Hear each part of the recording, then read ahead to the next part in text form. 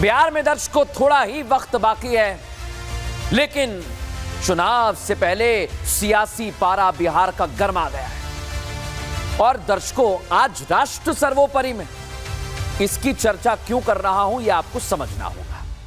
आपके लिए ही यह खबर लेकर आया हूं, लेकिन आप कहेंगे कि नेता कुछ भी करें, उससे हमें क्या भाई, राष्ट्र सर्वोपरि में ऐसी खबर क्यों? अगर आप ऐसा सोच रहे हैं तो अगले 1 मिनट मुझे सुनिए। आप जितने भी आपके मन में सवाल हैं सारे दूर कर दूंगा, क्योंकि ये नेता, ये किसी भी पार्टी के नेता हो, ये सत्ता में बने रहने के लिए कहीं भी चले जाते हैं। इनका कोई ईमान नहीं है, ऐसा लगने लगा है मुझे। ये किसी भी पार्टी में चले जाते हैं और इससे सीधा फर्क पता है किसे पड़ता है? आपको पड़ता है। क्योंकि इनका क्या, ये तो इधर जाएंगे उधर जाएंगे, जीत जाएंगे, विधायक बन जाएंगे, मंत्री बन जाएंगे, उसके बाद क्या होगा? दिक्कत होगी आपको। आप कहेंगे कैसी दिक्कत? मैं कहूंगा ये नेता काम नहीं करेंगे तो दिक्कत होगी कि नहीं होगी, बताइए जरा। ये तो किसी भी पार्टी से, और सिर्फ एक नेता नहीं, मैं सबकी बात कर रहा हूं। सिर्फ और सिर्फ ये आपके काम अटका कर रखेंगे और आपको दिक्कत होगी। और आपके लिए वही ढाक के 3 पार, कुछ नहीं बदलेगा। इसलिए मैं आपके लिए खबर लेकर आया हूं और कह रहा हूं कि अगर नेता पार्टी बदले या कुछ भी बदले, आपको और हमें अपने मुद्दे पर वोट देना है। मैं ये कहने आया हूं आप लोगों से, जो बिहार के लोग हैं वो सुन लें मुझे, क्योंकि अगर आपने मुद्दों को ध्यान में रखकर वोट दिया तो आपको फायदा होगा और नेताओं को भी समझ आएगा कि इनके लिए कोई भी पार्टी में चले जाएं, आपको फर्क नहीं पड़ता। आपको फर्क पड़ना भी नहीं चाहिए, क्योंकि ये कई पार्टी बदलते हैं, कुछ बदलते हैं, लेकिन आपका नुकसान करते हैं। इसलिए अगर आपको आपके शहर, आपके राज्य और आपके राष्ट्र को सर्वोपरि बनाना है तो इस राजनीति को समझना होगा जो बिहार में चल रही है। देखिए जरा।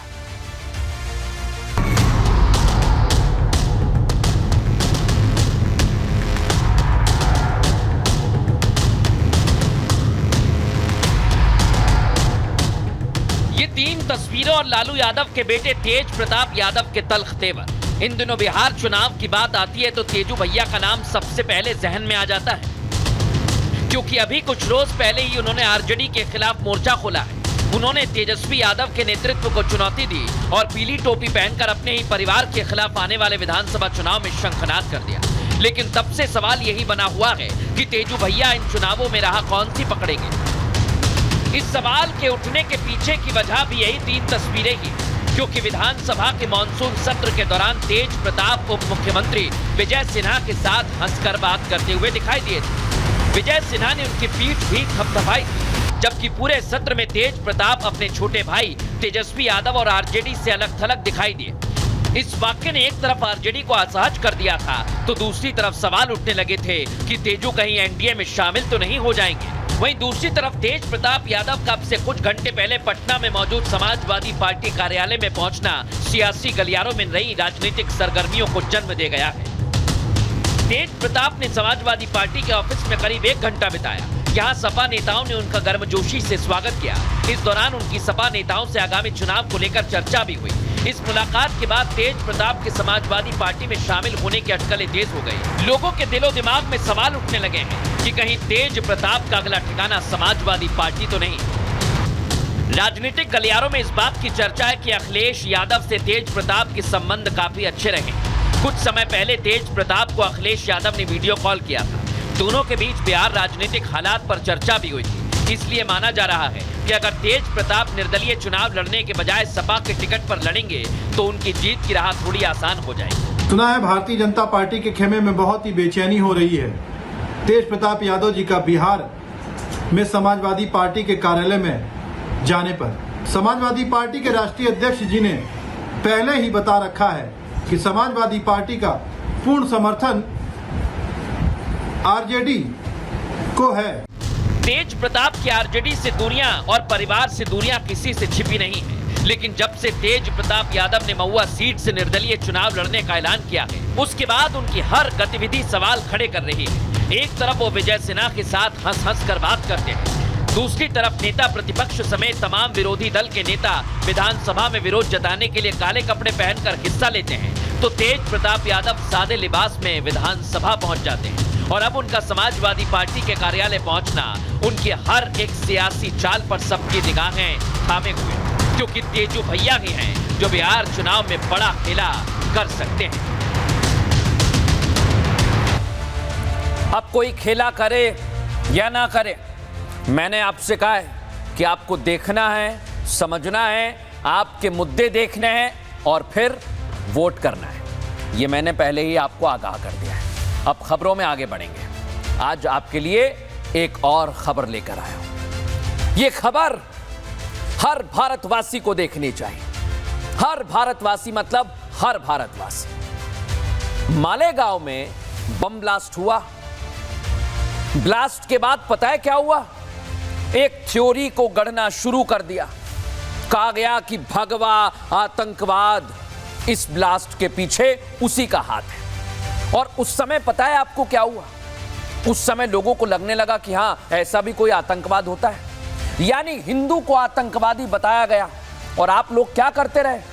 आपको खेल समझ ही नहीं आया।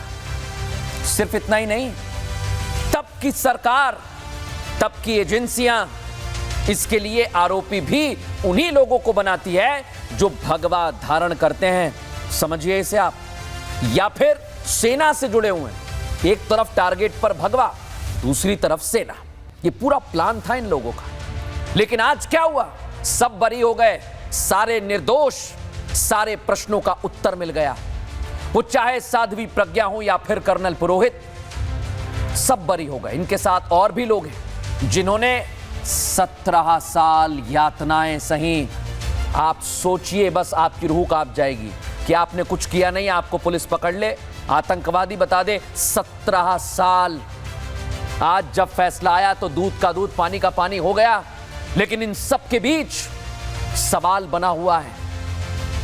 जो तब की एजेंसीज थी, जो तब के पुलिस अधिकारी थे, किसे बचा रहे थे? किसे बचाने के चक्कर में निर्दोष लोगों को फंसाया गया? आज राष्ट्र सर्वोपरि में देश पूछ रहा है। यह ब्लास्ट इन सब ने नहीं किया, यह तो पक्का हो गया कोर्ट से। तो किसने किया? धरती आसमान कौन निगल गया उनको जो ब्लास्ट में थे? और पता ही क्या कर रहे हैं? ये पहलगाम की घटना पर जैसे आज कह रहे हैं ना दर्शकों कि इसमें पाकिस्तान का हाथ नहीं है, आपके पास क्या सबूत है? यही कांग्रेस पार्टी वाले ये आज भी झूठ बोल रहे हैं। और जब तो ये सरकार में थे, पूरा इकोसिस्टम इनका लगा हुआ था कि गुनहगारों को बचा लें, क्योंकि ना जांच की ना पड़ताल की, बस मुसलमानों की मौत हुई तो आरोप हिंदुओं पर लगा दिया। और इसके पहले 2007 में भी लोकल में बम ब्लास्ट हुआ तो मुसलमानों को आरोपी बता दिया। सोचिए आप, ये रणनीति उस दौरान थी। हर साल हिंदू से मुसलमान, मुसलमान से हिंदू, यही कर रहे थे ये लोग। इसलिए आज इनकी मानसिकता पर सवाल खड़ा हो रहा है। ये हिंदुओं को बदनाम करने की जो मानसिकता थी वो सामने आ गई। 17 साल बाद वो निर्दोष ये सवाल कर रहे हैं कि दोषी कौन है? किन्हें बचाया आप लोगों ने? जो अधिकारी हैं, जो जांच कर रहे थे, क्या उन्हें अब सजा नहीं होनी चाहिए? जो निर्दोषों को फंसाया उन पर कार्रवाई नहीं होनी चाहिए? पूरा देश कह रहा है कार्रवाई होनी चाहिए। आखिर आतंकी कौन था जो बचकर निकल गया? ये तब की जांच एजेंसीज पर सवाल है। क्या आपने किसी को बचाने के लिए निर्दोषों को फंसाया? और अगर ऐसा नहीं है तो दोषी कौन है? उस 17 साल से कहां छिपा बैठा है? देखिए जरा।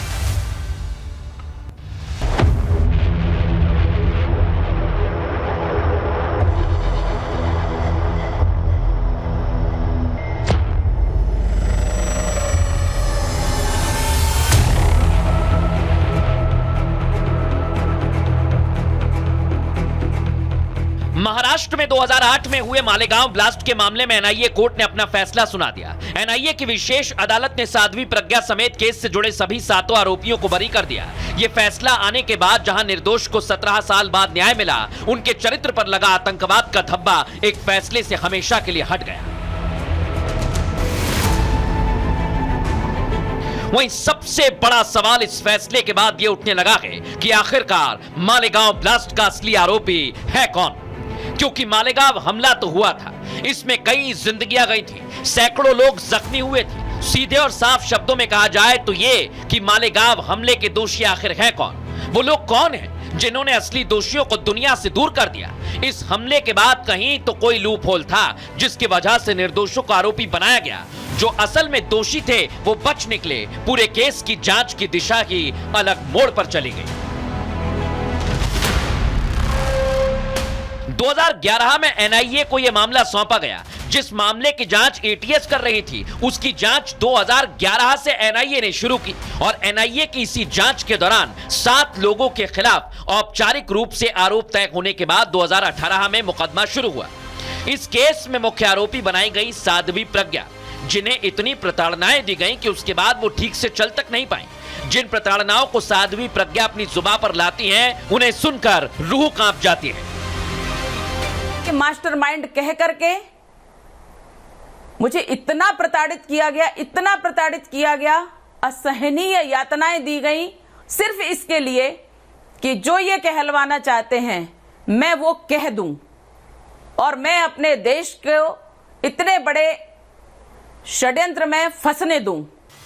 ये वही समय था जब केंद्र और महाराष्ट्र दोनों जगह पर कांग्रेस की सरकार थी और उसी समय राहुल गांधी ने अमेरिकी राजदूत टिम रोमर से उनकी बातचीत में कहा था कि हिंदू आतंकवाद लश्कर तैयबा से ज्यादा खतरनाक है। टिम रोमर ने राहुल से बातचीत का जिक्र वाला वो टेलीग्राम 2009 में अपनी सरकार को भेजा था और वो बातचीत लीक हो गई थी।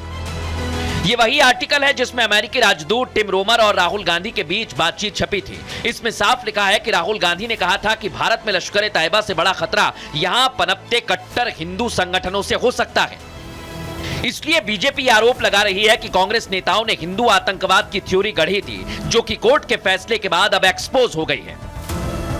गृह मंत्री चिदम्बरम ने सैफरन टेरर की बात कही थी और कहां कही थी? डीजीपी के कॉन्फ्रेंस में। याद होगा दूसरे गृह मंत्री सुशील कुमार शिंदे ने भी सैफरन टेरर की बात कही थी और राहुल गांधी ने जो अमेरिकी राजदूत तिमोथी थे उनसे बातचीत में कहा था कि Hindu terror is more deadly than Lashkar Taiba. ये जो कांग्रेस पार्टी का था जो नैरेटिव था फर्जी भगवा आतंकवाद, और उसी को इन्होंने प्रैक्टिकल में बदला था। कल गृह मंत्री जी ने पार्लियामेंट में कहा, राज्यसभा में कहा कि हिंदू आतंकवादी हो ही नहीं सकता जिसकी मुहर लग गई है। कांग्रेस हमेशा से ही पाकिस्तान के साथ खड़ी नजर आई है। कांग्रेस के वरिष्ठ नेता पी चिदम्बरम ने मालेगांव ब्लास्ट के समय भी भगवा आतंकवाद की थ्योरी गढ़ी और अभी 3 पाकिस्तानी आतंकी को मार गिराने पर भी सवाल उठा दिए। क्या सबूत है कि आतंकवादी पाकिस्तान से आए थे? इस पर अमित शाह ने उन्हें वो सारे सबूत भी गिनाए थे जो वो मांग रहे थे। चिदम्बरम साहब कहते हैं कि आतंकी पाकिस्तान से आए थे, इसका सबूत क्या है?